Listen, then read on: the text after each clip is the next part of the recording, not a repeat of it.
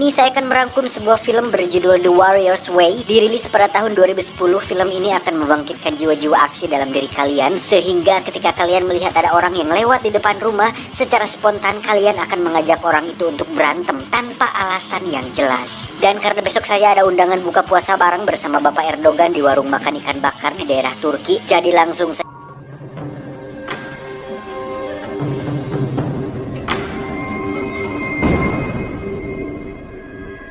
diawali dengan memperlihatkan seorang pria yang memiliki tatapan hampa dan seolah tak ada emosi di dalamnya, di mana pria ini berlatih pedang selama hidupnya hanya untuk satu tujuan, yaitu menjadi pendekar paling hebat dalam sepanjang sejarah umat manusia.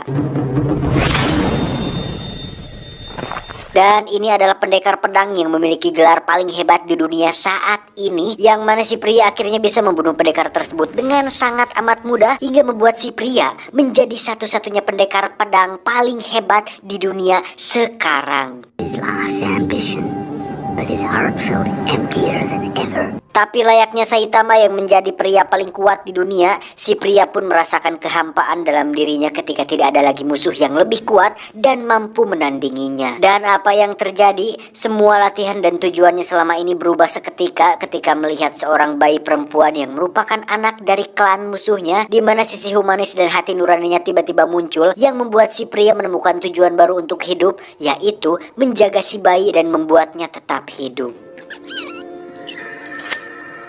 Meski perjalanannya penuh rintangan seperti didatangi para pendekar Uyuk Awi yang tidak terlalu jago, kemudian nenek tak sadar umur yang berniat membunuhnya, si pria pun tetap konsisten hingga dia berpikir bahwa tanah ini sudah tidak aman lagi. Dia pun memutuskan untuk menemui sahabat lamanya di negara barat dengan tujuan untuk menghabiskan sisa hidupnya bersama si bayi. Dan inilah jalan seorang pejuang.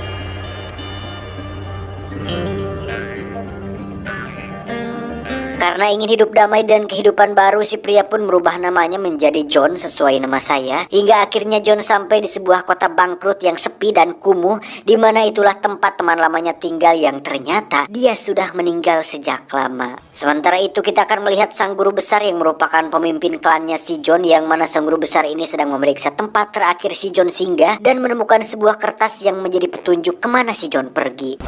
She will always be the enemy.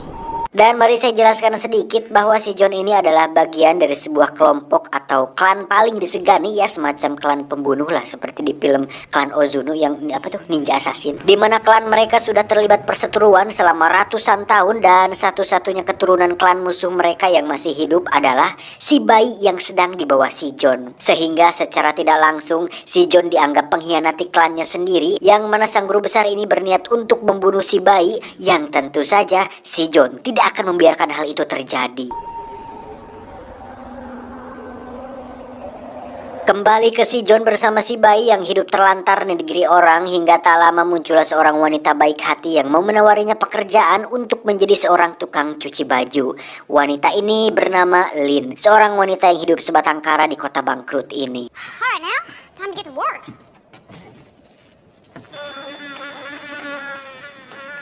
Hari pertama John bekerja, dia pun didatangi oleh 3 pemuda yang meminta John untuk mencuci baju mereka. Yang mana ketika pemuda ini dengan polontongnya bersikap jumawa di depan John, yang padahal jika mereka tahu siapa sebenarnya si John, saya jamin mereka akan kencing batu di celana sambil lari terbirit-birit. Dan mari saya ceritakan sedikit bahwa sebagian besar penduduk di kota kecil ini adalah para talent atau pemain sirkus yang memiliki keahliannya sendiri-sendiri, termasuk si Lin yang berambisi untuk menjadi seorang pelempar pisau, namun nampaknya dia belum cukup siap untuk melakukan hal itu. Ditambah sepinya pengunjung menjadi faktor utama kenapa kota ini mengalami kebangkrutan.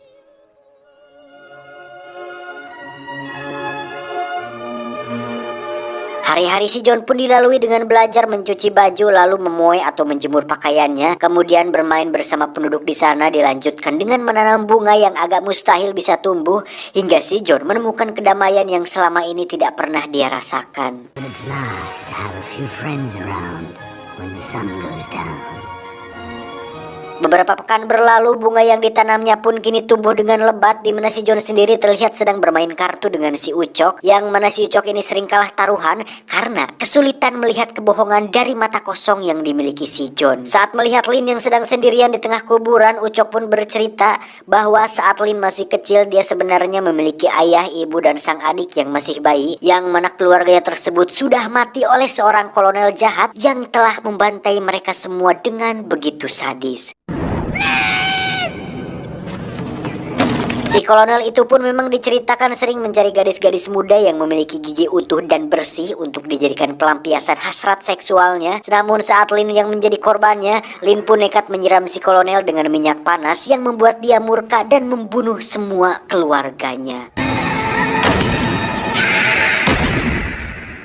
Lin sendiri dikira tewas oleh si kolonel, namun ternyata pelurunya tidak mengenai bagian vital yang membuatnya bisa bertahan hidup sampai sekarang.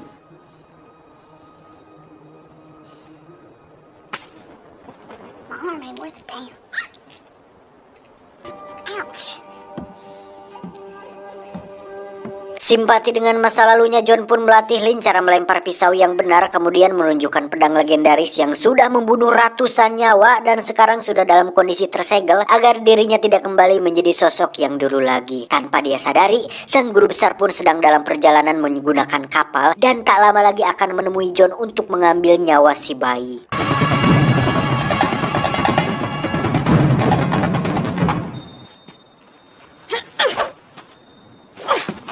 Kembali ke si John yang sedang melatih Lin menggunakan pisau, di mana si John merasa dirinya kembali hidup dan memiliki keluarga yang sesungguhnya dan hidup bahagia di kota kecil tersebut. Merry Christmas, Laundry Man. Sampai suatu hari ketika mereka semua sedang mengadakan pesta, ada beberapa orang menggunakan kuda dan merusak kebun bunganya, yang ternyata itu adalah kelompok penjahat di bawah pimpinan si kolonel. Merry Christmas! To bring you, little boy.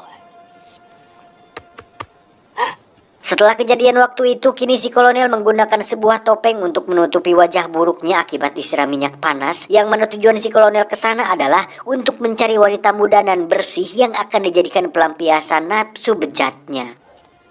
Looking so sad.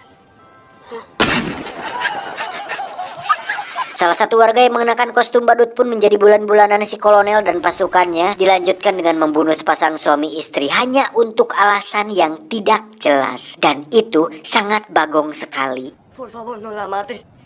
Por favor, déjala ir. Dan apa yang terjadi selanjutnya benar-benar tak terduga, di mana si Lin ternyata masih ingat dengan bebenguk orang yang telah membantai keluarganya, untuk kemudian Lin berdandan dengan cukup menor dan berniat untuk membalas dendam. Tell them to get. This ain't the theater. Nothing is too wrong. She's not here.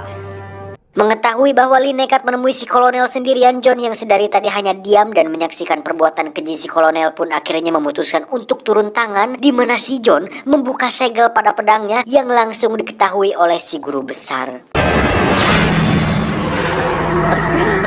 Lin sendiri harus ketahuan setelah dirinya berniat untuk membunuh si kolonel, hingga saat dia akan digadabah rame-rame, muncullah si John yang langsung membantai semua anak buahnya.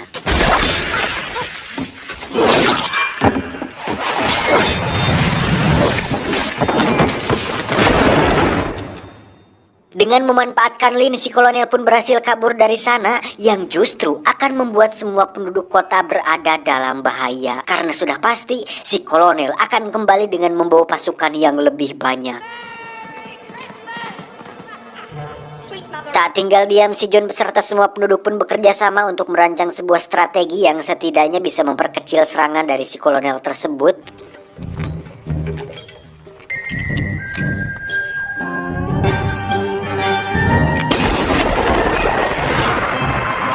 Singkat cerita, esok pun tiba. Semua warga pun sudah bersiap di posisi di mana mereka sudah menyiapkan sebuah ranjau yang bisa meledakkan semua pasukan si kolonel. Dan betapa kagetnya mereka ketika si kolonel membawa ratusan pasukan berkuda yang sangat amat di luar ekspektasi mereka. Dan si John berada paling depan untuk menyambut dan menghabisi mereka satu persatu menggunakan pedang di tangannya.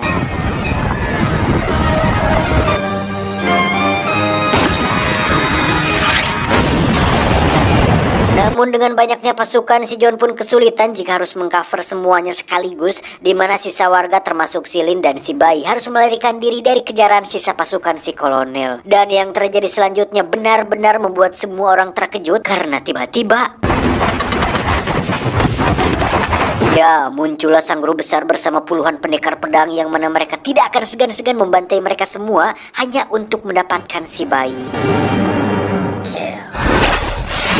Terjadilah peperangan di antara dua kubu, yakni para pendekar pedang melawan pasukan si kolonel, di mana keahlian pedang milik klan si guru besar harus melawan senjata milik pasukan si kolonel. John sendiri terus melindungi Lin dan si bayi, di mana dia terlibat pertarungan dengan beberapa pendekar pedang yang tentu saja sangat mudah dikalahkan olehnya.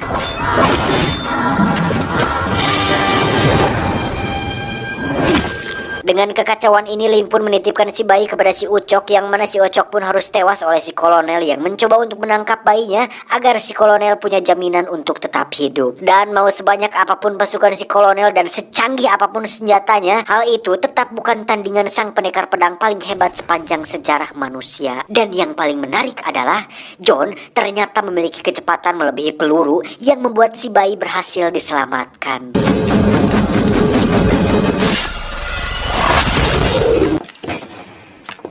Tak ingin dibunuh begitu saja, John pun memberikan kesempatan kepada Lin untuk membalas dendam, di mana mereka berdua terlibat pertarungan yang tentu saja dimenangkan oleh si Lin. Setelah semua pasukan si kolonel dan para pendekar pedang sudah mati, kini saatnya John harus berhadapan langsung dengan sang guru besar alias orang yang telah melatihnya sejak kecil. Dan dengan berlokasi di outdoor, John pun beradu keahlian dengan gurunya sendiri, yang mana seperti kita tahu bahwa sejak awal saya sudah tegaskan si John ini adalah pendekar pedang paling hebat dalam sejarah umat manusia, yang pastinya sang guru akan tewas dengan begitu mudah. Dan itulah yang terjadi. Udah wek gitu doang.